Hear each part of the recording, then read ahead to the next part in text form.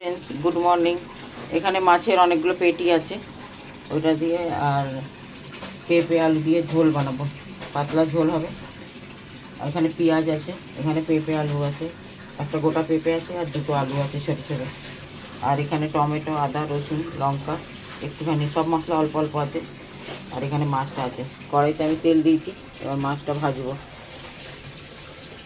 মাছটা দিয়েছি, 3খানা মাছ দেওয়া হয়েছে আর এখানে দুটো পিস রয়েছে, ওটা ভেজে বার করবো, তারপরে এটাও ভাজবো। ভাজা হয়ে গেছে, এবার ওই তেলের মধ্যে আমি পেঁয়াজটা দিয়ে দিলাম।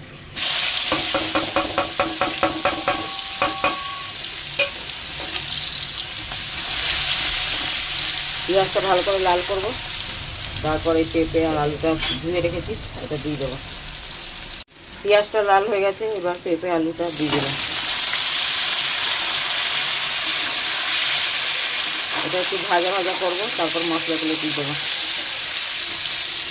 এখানে জিরে গুঁড়ো, লঙ্কা গুঁড়ো, হলুদ গুঁড়ো রেখেছি, আর মিক্সিতে আদা, রসুন, লঙ্কা আর টমেটো বেটেছি। এটা একটু ভাজা ভাজা হবে, তারপর দেবো। আন্দাজ মতো নুন দিয়ে দিলাম, আর একটু ভাজা হবে।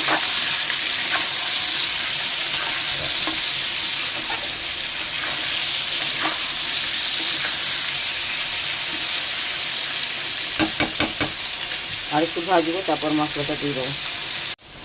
এবার মশলাটা দিয়ে দিলাম।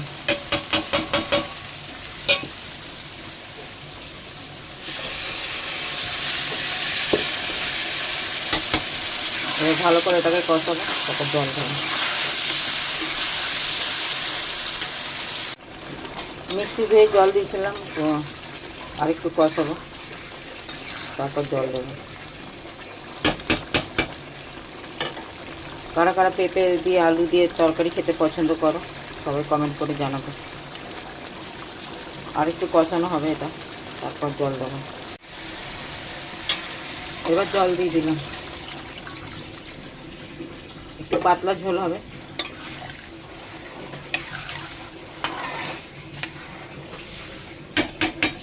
এবার এটা ঢাকা দিয়ে দেবো। রান্নাটা হয়ে গেছে, এবার মাছগুলো আমি দিয়ে দিলাম। আজকে পাতলা ঝোল বানিয়েছি, রোজ রোজ একই রকম রান্না খেতে ভালো লাগে না। আর দুটো মাছ আমার ছেলের টিফিনে আমি দিয়ে দিচ্ছি, সেই জন্য এখানে মাছটা কমে গেছে। সবাই দেখে কমেন্ট করে বলো কেমন হয়েছে, আমার রান্না কার কেমন লাগে, সবাই কমেন্ট করে জানাবে।